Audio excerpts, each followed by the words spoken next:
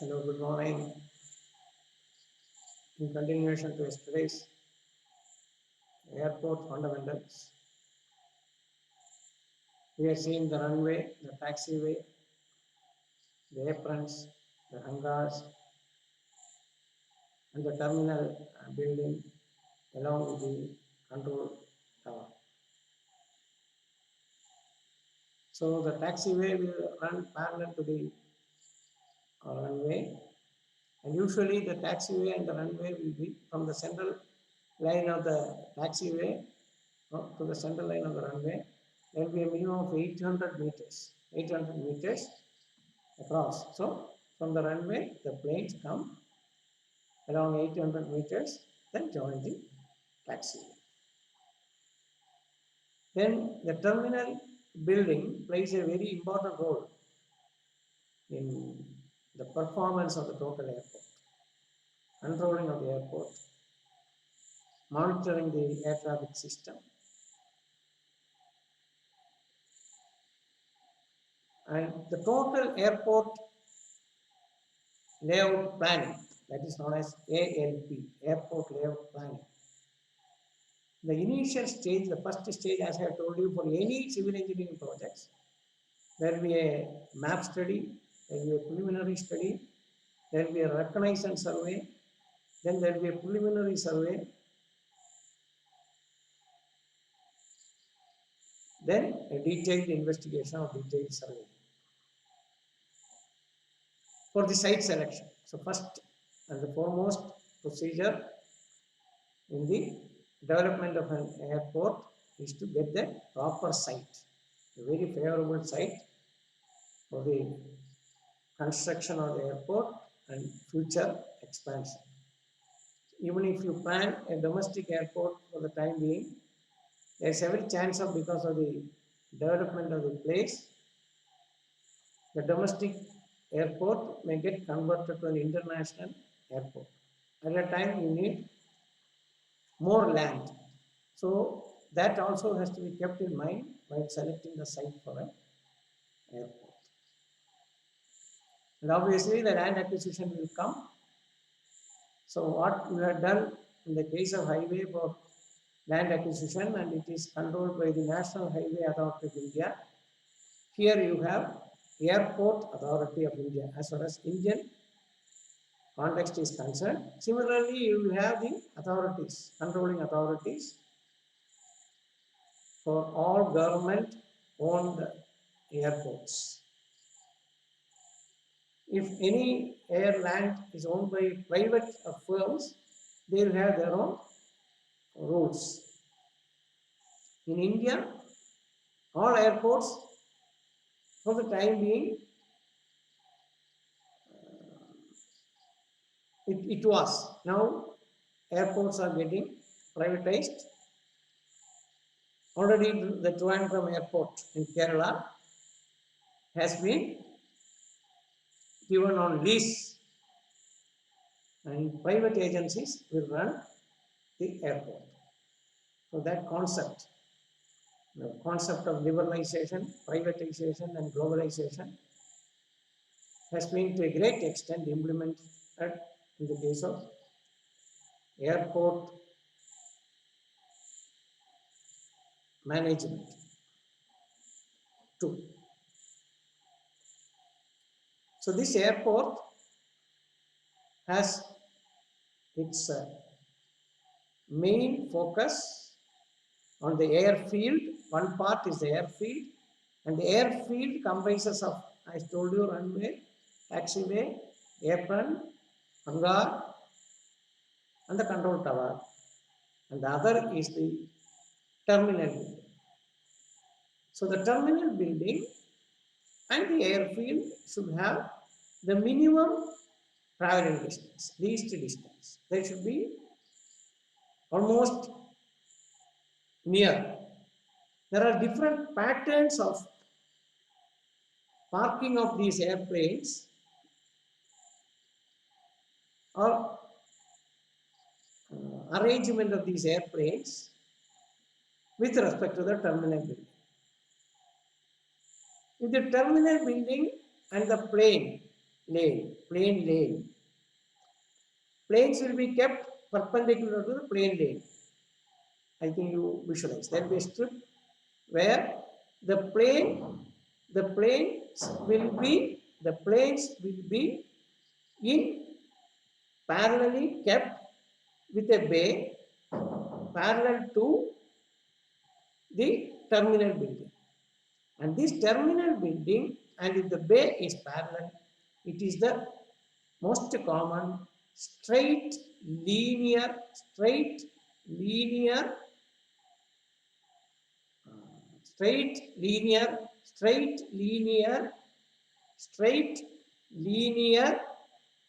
bay terminal, straight linear.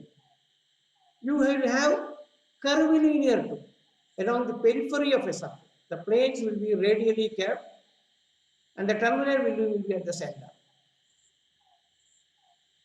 That type is a radial curvilinear.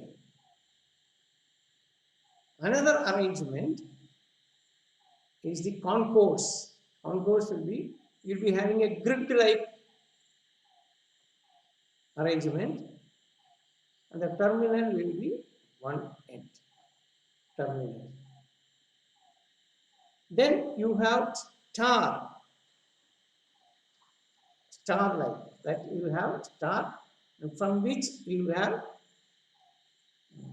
radiating base for planes. Concourse is very common. Whenever the air traffic and the air landing and taking off from an airfield is more, the terminal building also will be accordingly big, accordingly interactive with the airfield. So the arrangements of this airfield and that of the terminal, you have straight linear, curvilinear in the radial direction, star-like, concourse. You have different ways by which it will be arranged, for which you need lot of space. Whenever the air volume, the air traffic volume is more, you need lot of space. So during the process of site selection, you have to take into account the different spatial requirements and future development. The site should be in such a way that the near area should not be mountainous. That's the first thing. You should not have any huge obstructions around the airfield. That's the first thing. Second is the climatic conditions. Annual climatic conditions such as the temperature, the humidity, the air velocity, the relative, all those things are based on a psychrometric chart. You have a psychrometric chart. So the climatic design for the layout. So you have to select a site taking into account the ambient temperature, the relative humidity, and the air velocity. Air velocity plays a very important role, as we have seen yesterday. Then the next thing is the airfield. The adjacent to the airfield, airport, you will have hectic noise. Noise is the great noise during the process of landing and taking off. And the neighboring area, people who are in the vicinity of the neighboring area of the airfield will be subjected to hectic noises, resonant noises. Resonance means the process when the natural frequency of vibration and you have an exciting frequency of vibration. Exciting frequency of vibration here is because of the plane landing and taking off. And the natural frequency of vibration is the natural frequency of our eardrum. So when the exciting frequency exceeds the natural frequency of our eardrum, resonance will take place. That will do harm to our eardrums. So traffic noise, air traffic noise is very thing, and people who are in the nearby will be of concern for this problem. So when you select a site, the density of population nearby shall be as less as possible. You should have large open land to dissipate the noise. You have to suppress the noise, abate the noise. There are different noise control techniques. So that we have to apply and suppress the noise, by which in the vicinity of the nearby area, the noise is not generated that much. Then another site selection, the site should be having access, easy access from the highways, railways, proximity to the railways, proximity to the highways, and the general transportation system. The general transportation system, the site. And from the structural point of view of the pavements, the airfield pavements, if it is having a strong soil strata, firm soil strata, easily drainable, at the same time the differential swelling and shrinking is not there, such as in a clay soil, that is a good site. If at all you have all other things are favorable and the soil is weaker, it's a challenge to the civil engineer or a geotechnical engineer or a soil engineer. They will obviously stabilize the soil by different methods available, sophisticated methods of stabilizing the soil, and utilize the field. As far as possible, the land should not be waterlogged. If it is little elevated and if it is above the mean sea level, it is good, so that frequent flooding of the air, especially the runway, will not be there. So these are the requirements while you are selecting an airport. Then the terminal building should be self-sufficient, such as the passenger comfort and the smooth movement of the cargo. The performance of the terminal plays a very important role. The terminal building has to accommodate different requirements of the passengers, such as the duty paid shop, payouts, small restaurants, then some mini shopping complexes, then the counters, then the check-in, then the security, then the baggage transfer by the conveyor belts, then as I have told you, the security, the detection, then the custom clearances. For these things you require space. Then foreign exchange transactions, then sufficient rest rooms, then spacious lounges, then the flight kitchen.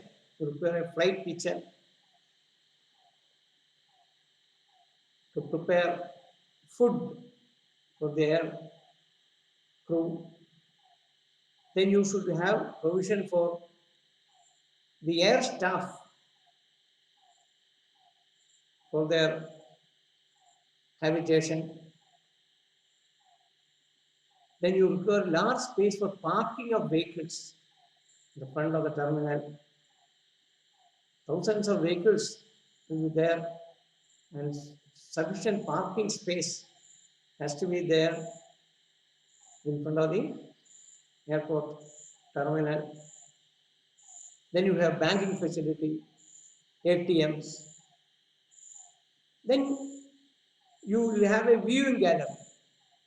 Viewing gallery is to facilitate people to come, stand there and see how planes take off and how planes land, and also to see their people getting into the plane or coming out of the plane. So viewing gallery, so many components. I would have missed some of them. Anyway, we are given a bird's eye view about airport, which is a third land utilization with respect to civil engineering practice. Thank you very much. God bless.